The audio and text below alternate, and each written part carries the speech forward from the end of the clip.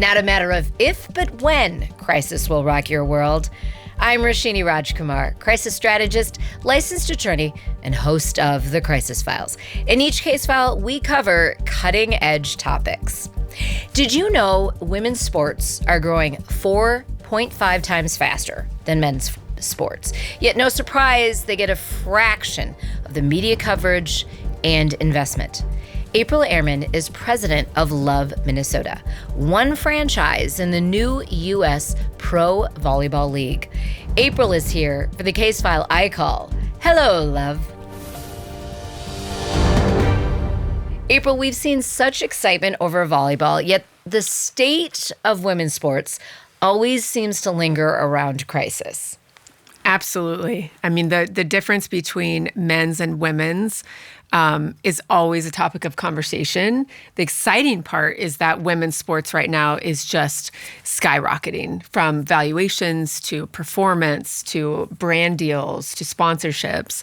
It's showing that it's kind of the place to be right now. And let's get into that. So how are these teams even valued? My guess is their media rights are involved, size of market involved. Give us a little primer on that. Absolutely. I mean, it's really all the way from what are people willing to invest in it, but it's really been driven by the fans, because the more people that want to attend games, obviously that drives revenue. You have sponsorship opportunities.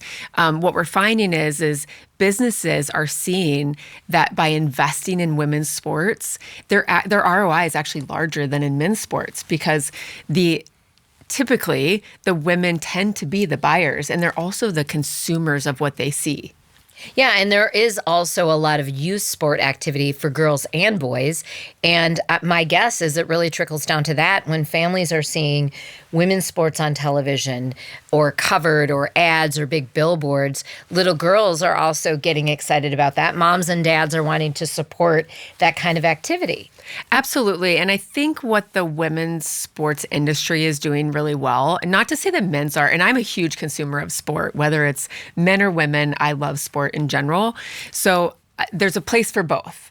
But the reality is that you see in women's sports a real effort behind youth sports and engaging with these athletes in a way that helps them become better people.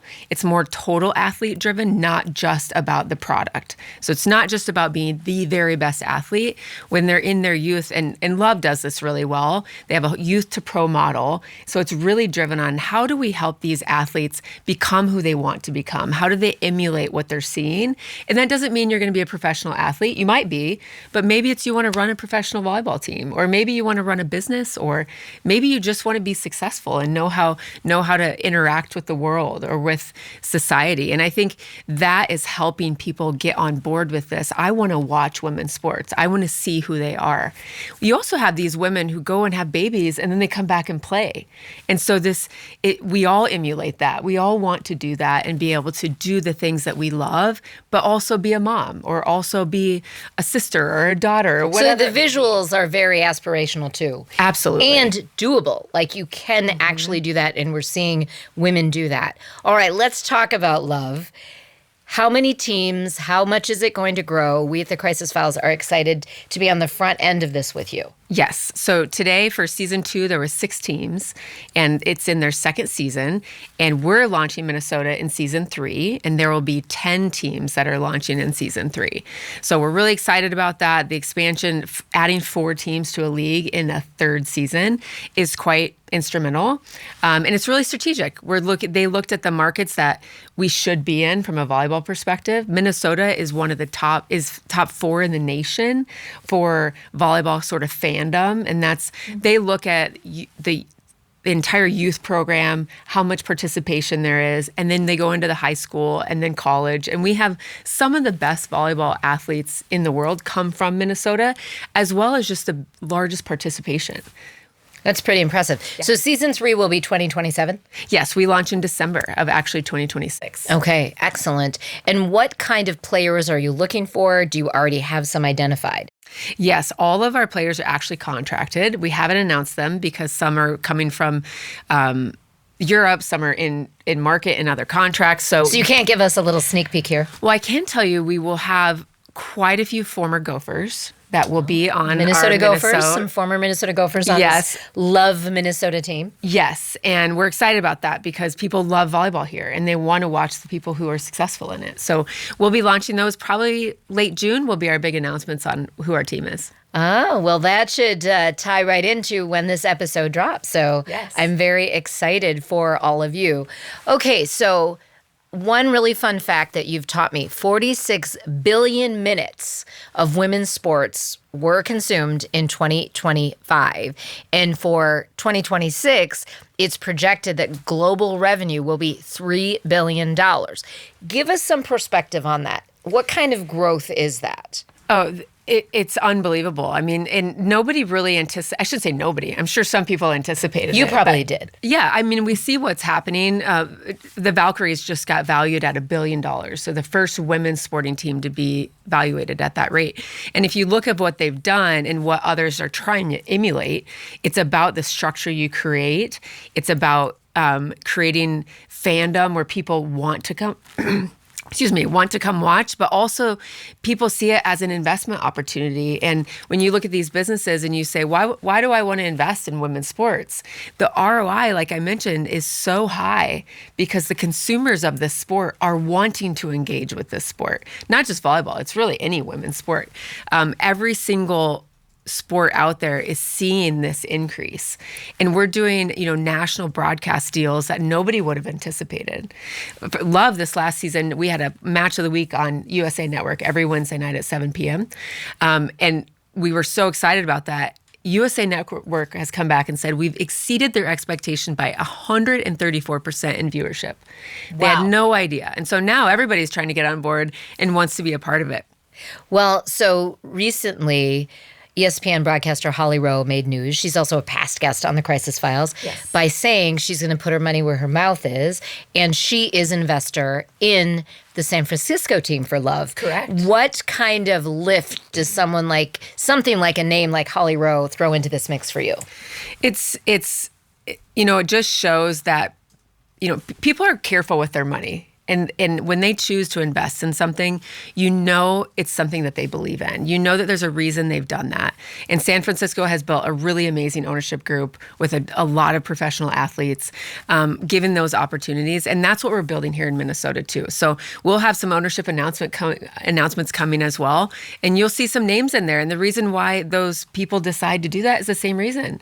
They see it as an opportunity, obviously from a revenue perspective. We anticipate this will, be maybe 5 times its value in 3 years from now. So you think about that, or maybe even 10 times its value based off of what's happening in the market today.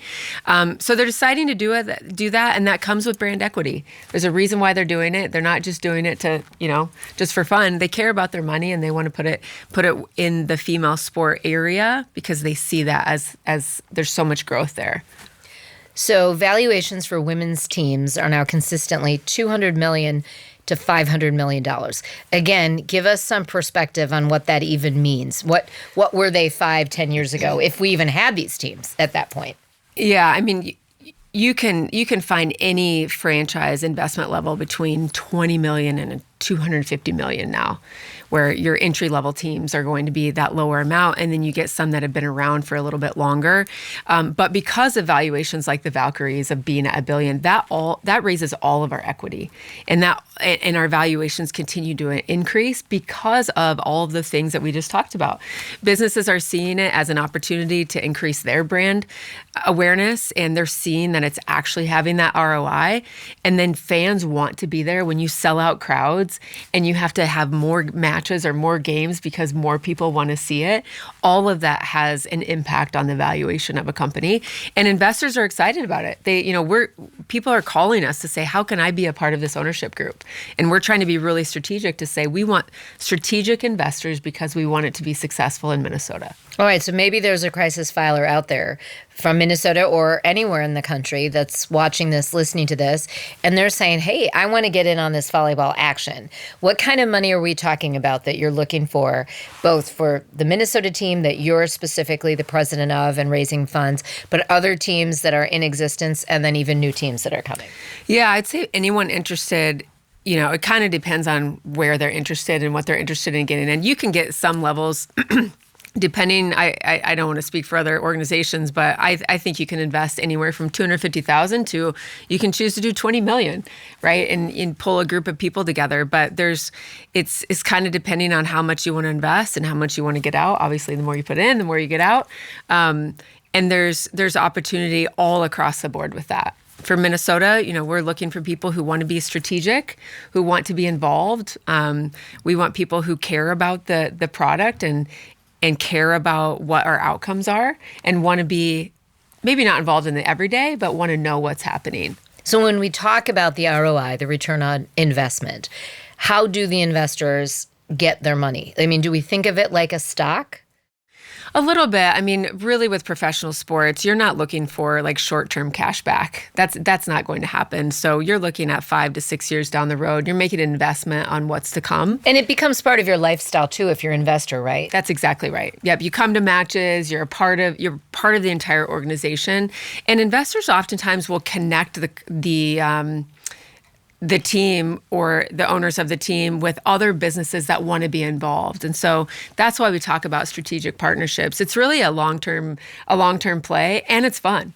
I mean, some investments out there they're not that much fun to invest in, but professional sports have, everybody says that it's fun.